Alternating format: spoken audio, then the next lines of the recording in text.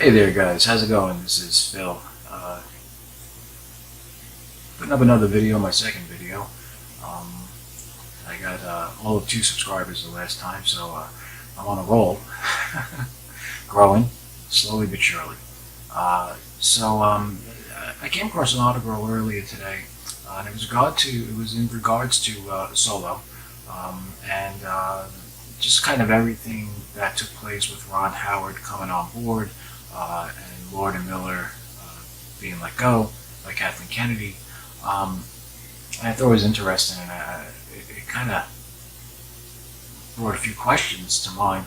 I was trying to find the article and I was unable to locate it. So in my search, I did come up with this, which will kind of lead me down the same path. This is from Collider, and it's from February 9th, which actually I think it's kind of interesting because these older articles now,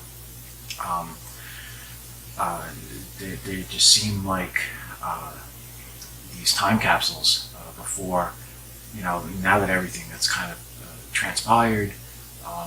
It's kind of interesting to go back and read these things and see where we've come, where we ended up at this point. So, especially now, I mean, here we are, it's Solo Eve.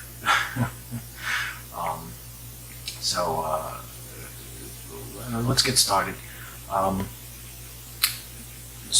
Again, this is from Collider. It says, the production of Solo, a Star Wars story, was not easy, to put it lightly. Replacing a director on a project is always something of a big deal, but on this one especially, right out of the gate, people were skeptical about a Han Solo movie focusing on the character's origin story, and now to have the added pressure of very public production issues is not ideal. Yeah, I would say so. But by all accounts, the transition, and there's been a lot of transitioning going on this last week, this movie. While not fun, it's been fun. It was a fairly smooth one. And now that the Solo marketing campaign has at long last begun, director Ron Howard is ready to talk about why he agreed to take over the project. Poor Ron.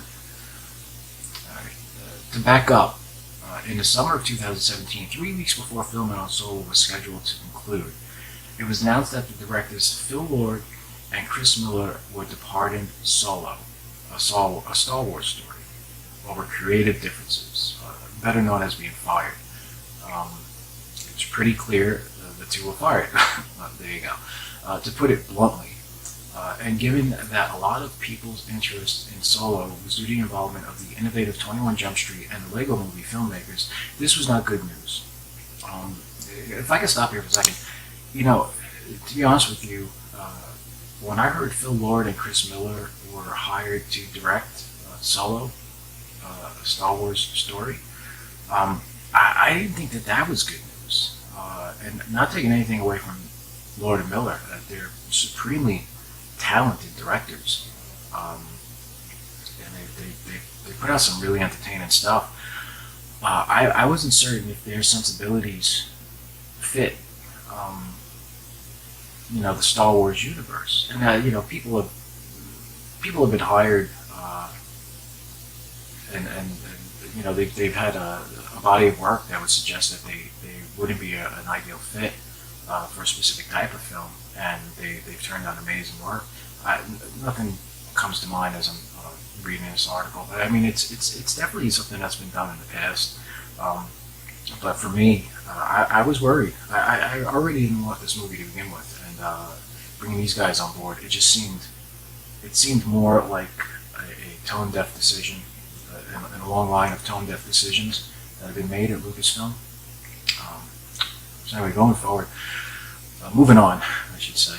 Speaking with EW, Lucasfilm president, and everyone's favorite, Kathleen Kennedy, reiterated that replacing Lord and Miller had nothing to do with their talent levels, but more to do with a difference of opinion on process.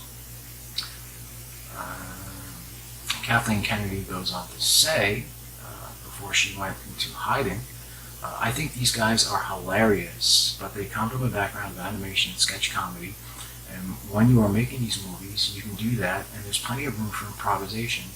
We do that all the time, but it has to be inside of a highly structured process where you can't get the work done, and you can't move the armies of people to anticipate and have things ready. So it literally came down to process, just getting it done. These are really great guys. And nobody wanted this to happen. It was one of those unfortunate things. Yeah. This is not a good article. Going back and looking at this is not good for Kathleen Kennedy. I mean, in light of the recent developments, this is really bad. It doesn't show her in a good light. Kennedy worked quickly. No, she didn't. It took her. They shot 80% of the movie. She couldn't work any slower. She was in another world. Holy Jesus. Kennedy worked relatively quickly. And Lucasfilm announced 2 days after Lord and Miller left that Ron Howard will be taking over the project. So how did the Oscar-winning Rush and Apollo 13 director react when he was first asked to sign on? Reluctant? Yeah, I would say so. Jesus. I know Chris and Phil, Ron Howard goes on to say, I know Chris and Phil, not me, the other Phil. They're incredibly talented guys, and all anyone in Imagine Entertainment wants to do is find a way to work with Chris and Phil, and that's every bit as much the case today as ever. But when I learned that this change was happening, it just came at a moment where I was working on lots of new projects for Imagine, and I had not planned to direct anything last year.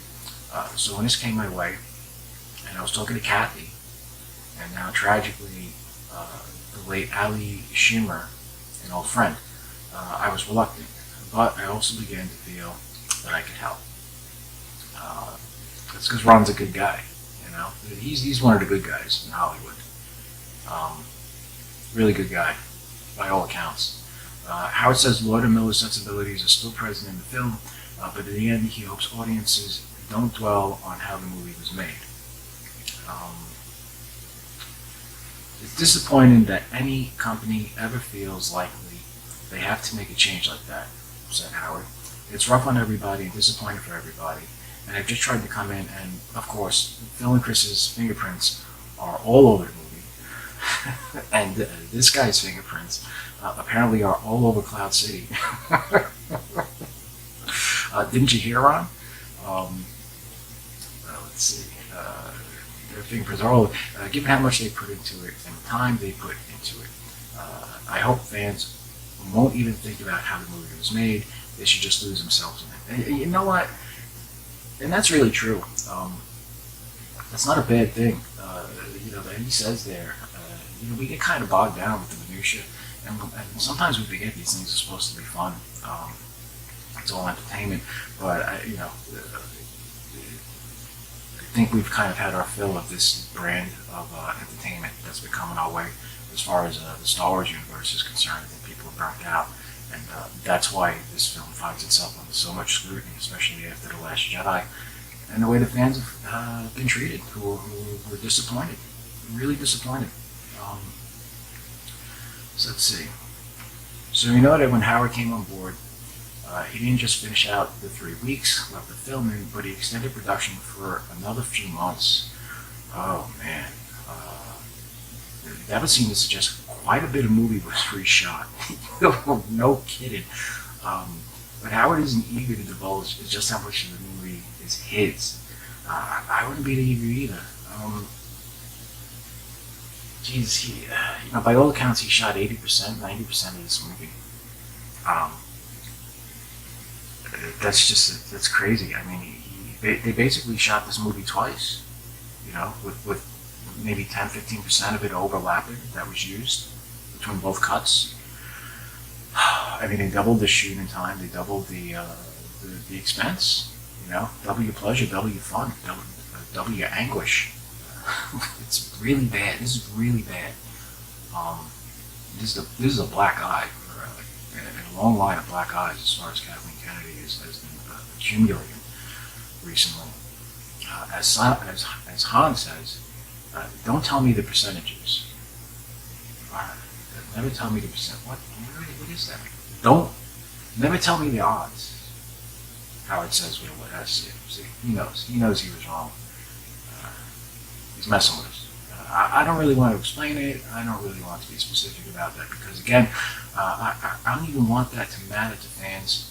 I can understand why you'd ask, and some might even be curious. But look, everybody who's been involved in this has done nothing but love what this movie could be, and that's been the vibe around it. I think audiences are going to feel that love and excitement. Ron, you're again, a good guy, amazing body of work. I wonder how much he's insulated from this. And he's got to be aware of what's going on. He's a bright guy. Let's see, cinematographer Bradford Young remained on board when Howard took over, and there wasn't a huge gap between filming periods since Donald Glover and Emilia Clarke had to be wrapped up in time to return to the new seasons of Atlanta and Game of Thrones, respectively. So visually, audiences probably won't be able to tell the difference between what Lord and Miller shot and what Howard shot, and if the director gets his way, they never will. This is a really damning article for Kathleen Kennedy. I mean, really, this right here, this quote, letting the movie go 80% of the way. It's unacceptable. And I know they did reshots on The Last Jedi. I'm sorry, not The Last Jedi, on Rogue One. That had reshoots. If you go back and watch the trailer for Rogue One, there's scenes in that trailer that suggest a completely different narrative towards the end of the movie. That happens all the time, but I mean, it's there. It's there on screen. You can see it. And those reshoots, we're aware of those. And here we are again, more reshoots. I mean, you hired two directors, you fired two directors. You let the movie get 80% of the way done, 80 to 90% of the way. Is she not? Don't they get dailies? I mean, forgive me. I'm not in the movie industry, but as a fan, I was always under the impression, especially in this day and age, of data transfer. The internet, high-speed Wi-Fi, all of this stuff that we have at our fingertips, that the dailies that come in are almost instantaneous. And I mean, what else is she doing? She can't drive down to the set. I'm sure she has VIP parking. She probably has a security badge. She gets right through. I'm certain everyone knows who she is. What are you doing that takes you that deep into the production of this film with 3 weeks left to wrap, and then you pull the plug on these guys? That's crazy. That is so crazy. She's got to be feeling a tremendous amount of pressure right now. I mean, right now, she's not sleeping tonight. There's not a snowball's chance in hell she gets any sleep. Forget about it. No way. So anyway, the thing that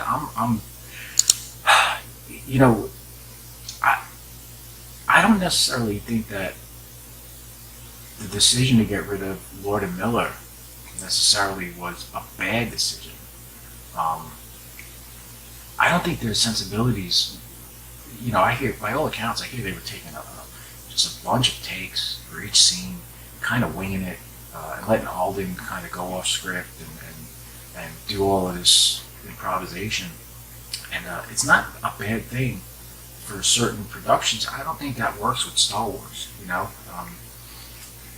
with The Force Awakens, with The Last Jedi, Rian Johnson, I mean, he put a lot of really bad comedy that felt out of place in a Star Wars movie.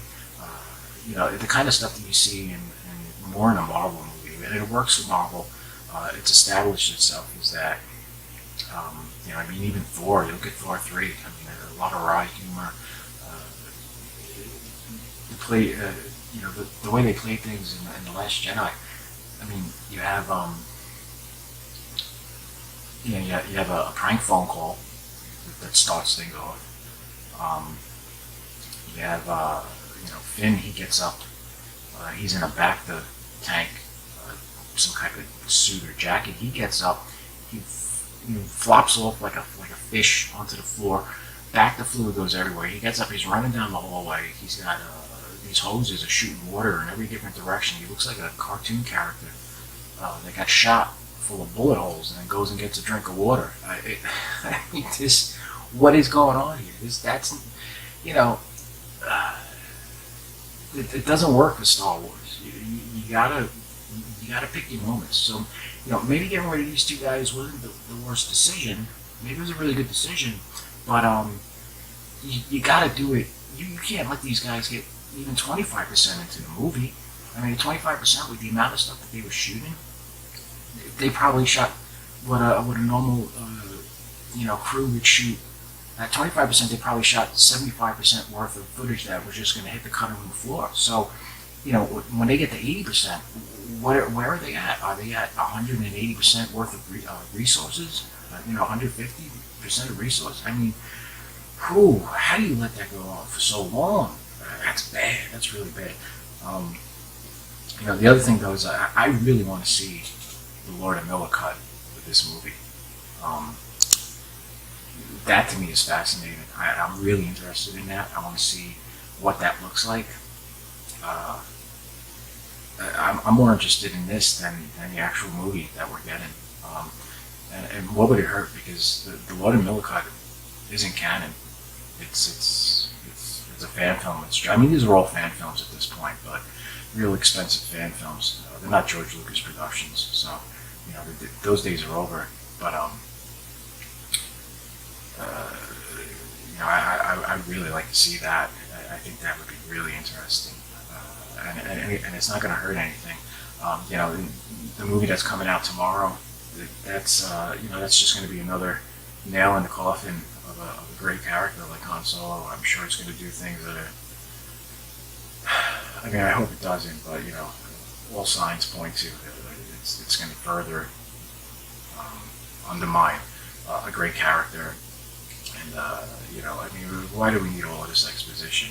Give us some original characters at this point. You have the license. You can do whatever you want. You scrap the extended universe. I never needed to know what the Kessel Run looked like, to be honest with you, or see the carbine that Han won the Falcon in, or whatever he wins it with the dice, whatever it ends up being. It's kind of unnecessary. I mean, it's just it's a cheap play to just make money. It's a nostalgia play. The fans are getting burnt out on it quickly. I mean, it's happening fast. So, I don't know. What do you think, guys? Would you want to see the Lord and Miller cut? I know I do. Or you want to see the movie tomorrow? What do you think of Kathleen Kennedy waiting so long? And basically allowing this budget to double. She's in the hole for a lot of cash with Disney. It's crazy. Disney and Lucasfilm. Something's going to happen soon. It should happen sooner rather than later, for their sake, financially. So that's it. So this is a different video from my first one, and I tried to keep it a little shorter. I don't know what the sound quality is going to be. I have to get a better mic, I'm sure.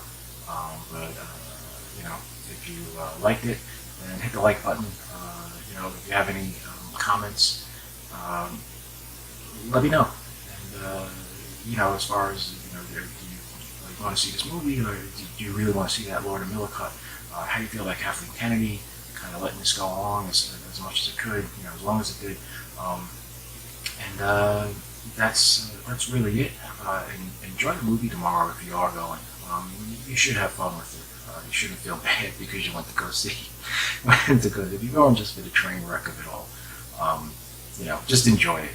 Just smile. It's not worth letting yourself get aggravated over at this point. So enjoy it. Enjoy the movie. Enjoy the weekend. And have a safe and happy Memorial Day weekend. If there are any service people out there who happen to be listening to this, my rant and raving, thank you very much for your service. I really appreciate it. God bless you. God bless America. Take care, guys, and have a great night. Bye.